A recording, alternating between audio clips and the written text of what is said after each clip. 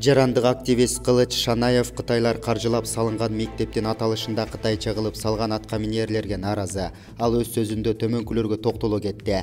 Төмөнкү сүрөттө Чаткал районунун Чакмак суу айылындагы жаңы салынган мектеп билинип турат Кытайлар каржылап салдырганын. Бирок кытайча жазып эмне кереги бар? Эрчиме эл болдук. Ыргытып жибериш керек алып. Бажырайтып кыргызча эле жазып койсун. Чаткал районунун тиешелүү органдары каяктарды карап олтурат.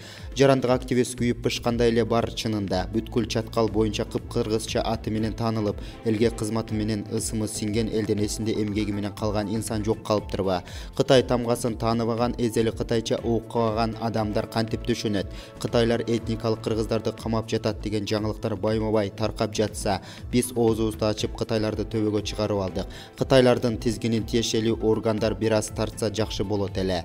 Булак Назар Ньюс KG.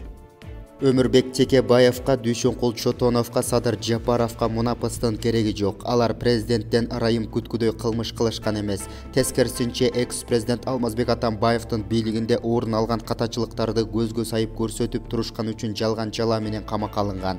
Ошондуктан алардын ишин кайра карап, Каныбек Осмоналиевдей болуп, ак барактай акталышы керек. Алар элин, мекенин сүйгөн патриоттор болгон үчүн ушундай күнгө туш болуп, бири 50, бири 60ка чыкканда камалып отурушат.